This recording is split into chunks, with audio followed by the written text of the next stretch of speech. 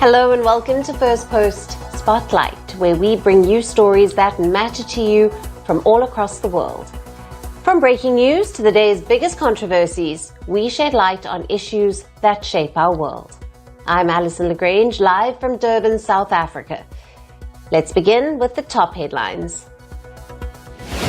At least 60 people arrested in San Francisco amid raging anti-deportation protest in Los Angeles.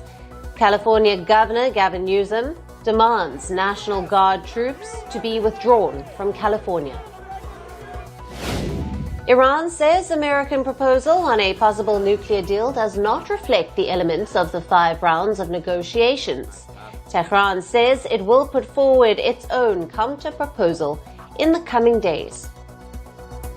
NATO chief urges a major boost in defense, calling for a 400% increase in air and missile defenses to counter potential Russian threats.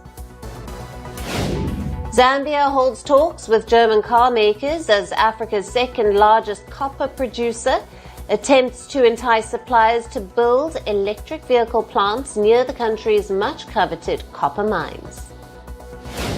And world leaders gather for the UN Ocean Summit in the French city of Nice. French President Emmanuel Macron says deep sea, Greenland and Antarctica are not for sale.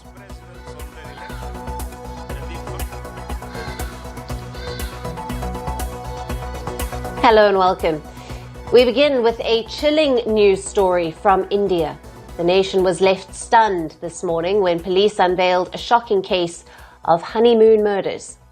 A newlywed couple's honeymoon ended in horror, with the husband brutally murdered. The alleged killer? His own wife. Now, the prime accomplice? The wife's alleged lover.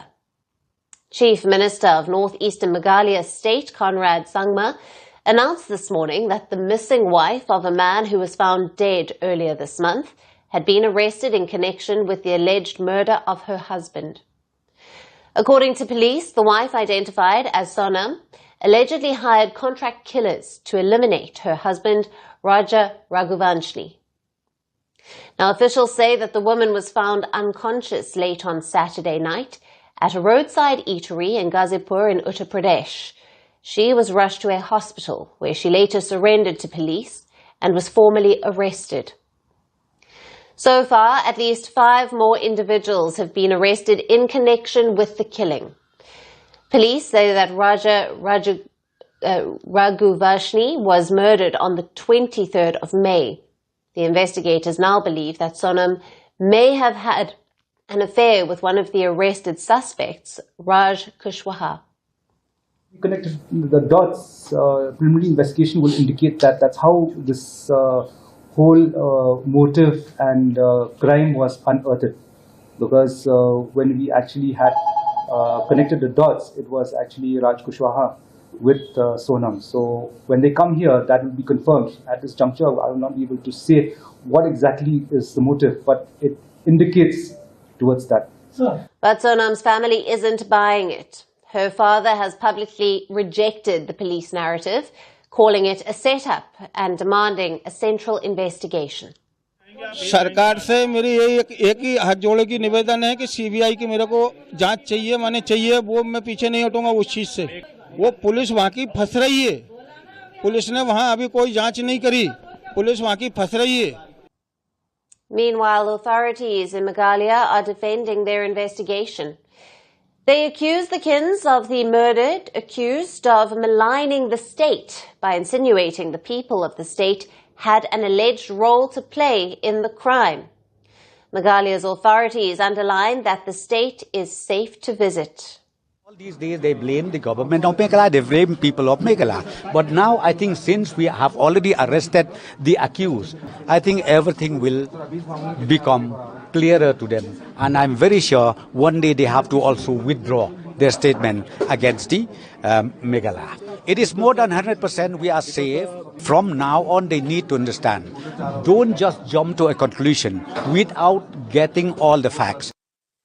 If the police are right, this was not just a mere crime, but a calculated exit from a marriage that had barely begun. A honeymoon that ended with betrayal, blood, and a body.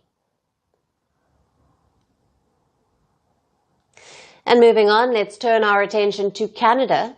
Prime Minister Mark Carney's led government has introduced a new citizenship bill which aims to modernize the country's citizenship laws and is set to potentially benefit Canadians born abroad.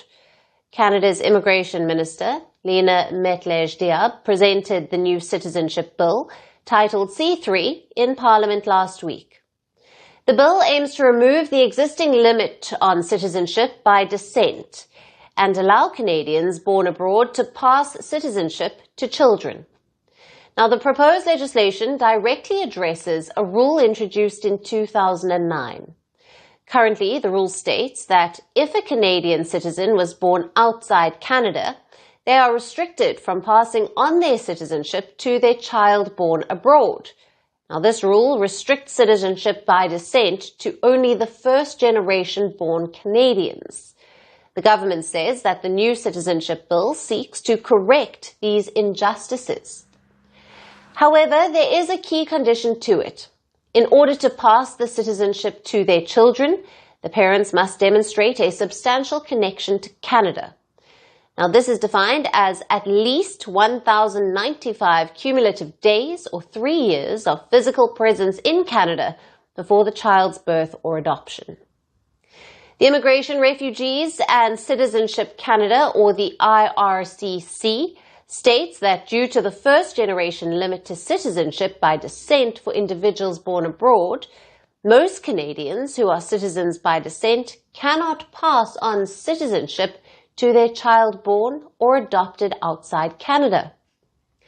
The IRCC also states that the current first-generation limit no longer reflects how Canadian families live today, both at home and around the world. Nor does it reflect the values that define the country. Now, this bill is expected to have a particular impact on the Indian diaspora. If this bill comes into effect, a person born in India to Canadian citizens or ancestors will then be eligible for Canadian citizenship. Canada's new citizenship bill comes against the backdrop of the tightening of immigration policies in the United States amid President Donald Trump's immigration crackdown. On the 20th of January, the Trump administration ended birthright citizenship for children born in the U.S. to parents on temporary visas such as the H-1B and the F-1. While Canada's new citizenship bill is currently under legislative review, it still has several hurdles to clear. The IRCC has confirmed that if the bill passes both houses of Parliament and receives royal assent, the government will work as quickly as possible to bring the changes into effect. As the C3 bill goes through the Canadian Parliament, immigrants across the world will be watching closely. The impact of Canada's new citizenship bill on the Indian diaspora is not fully known yet, but one thing is for sure, that it is going to be a significant one. And moving on, Italians today headed to polls for a landmark referendum on immigration and citizenship, one that could change the lives of millions of foreign residents living in Italy. The referendum seeks to slash the residency requirements for non-EU foreigners, cutting it from 10 years down to 5. It's a move backed by opposition parties, unions, and civil society groups, but fiercely opposed by Prime Minister Giorgia Meloni's government. On the 8th of June, Prime Minister Meloni visited a polling station in Rome, a supposed gesture of respect for the referendum process. But she didn't cast a ballot, signaling her outright rejection of a measure that she profoundly disagrees with. Prime Minister Meloni's Brothers of Italy party has urged supporters to abstain, hoping low turnout will sink the referendum. Turnout below 50% means that the whole vote becomes null and void. But in Rome, many Italians are pushing back against Meloni's call to boycott the referendum. I am hoping that many people will show up at this referendum. Whether they want to vote yes or no doesn't matter. What matters is that they show up and they take advantage of their right and privilege. It is important to come and vote today because voting is not only a right, but above all a duty that comes with being a citizen. The issues in today's referendum are very important. They concern the world of work, which involves most of the Italian population. This referendum highlights some really significant matters. The supporters of the referendum say Italy's aging population demands faster citizenship paths for immigrant families already here. Over a quarter of Italians are over 65, and only 12% are 14 or younger. Now, this demographic crisis is putting serious strain on the economy and the workforce. But those who oppose the referendum, including Prime Minister Meloni's supporters, point to the rising share of immigrants in Italy's population. From 2011 to 2023, over 1.3 million immigrants gained Italian citizenship based on residency. During the same period, another 92,000 young people born and raised in Italy to migrant parents were naturalized at age 18. Between 2016 and 2023, more than 98,000 people abroad, mainly in Latin America, received citizenship through ancestry claims. If the referendum succeeds, more than 2 million foreign residents could immediately apply for citizenship. But without a surge in turnout, the referendum may become null and void, keeping Prime Minister Meloni's tough immigration stance firmly in place. The stakes are high, and the turnout battle is just as fierce as Italy's immigration debate itself. Whether Italians seize the chance to reshape citizenship rules or let the status quo stand will reveal a lot about the country's future identity. Now, this remains a developing story, and we will keep you updated. And for our last story, let's shift our focus to Southeast Asia, where tensions are easing along the shared border between Thailand and Cambodia.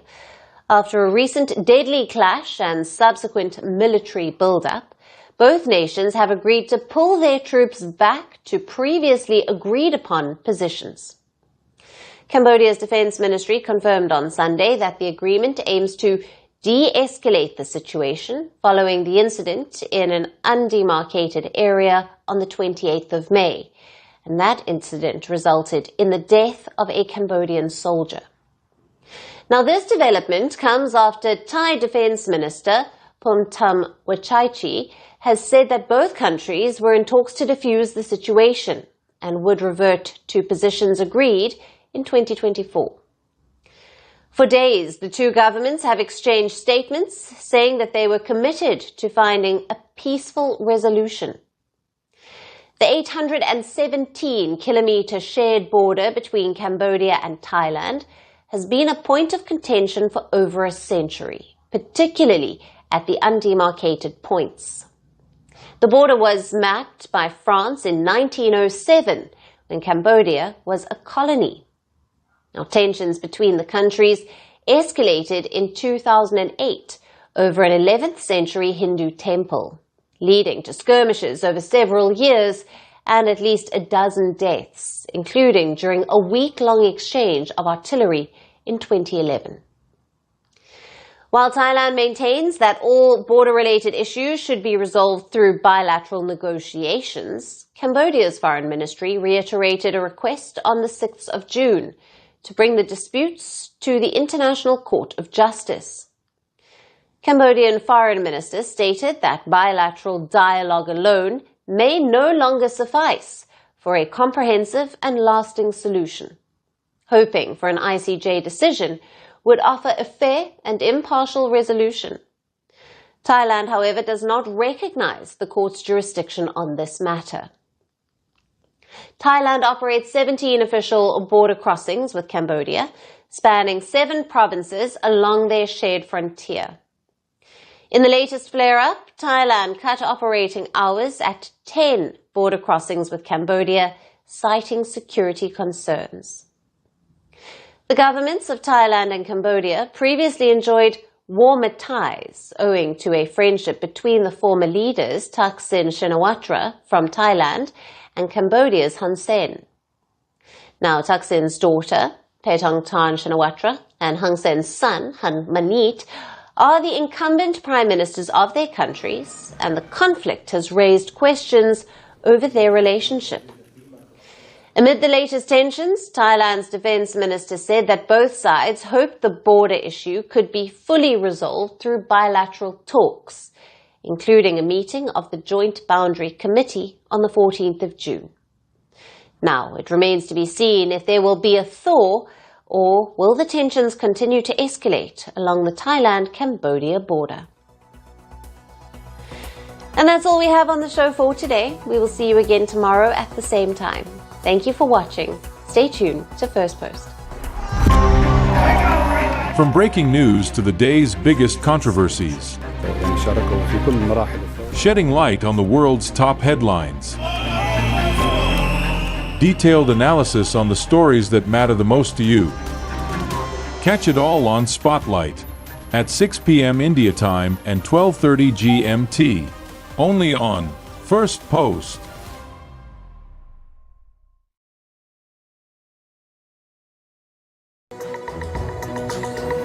Hello and a very warm welcome. I am Gushin Garland and you're watching First Post. In the next few minutes, I get you the top 40 updates from around the world, only here on Fast and Factual. Let's get started. We begin with the latest from the United States. Tensions escalate in Los Angeles for third straight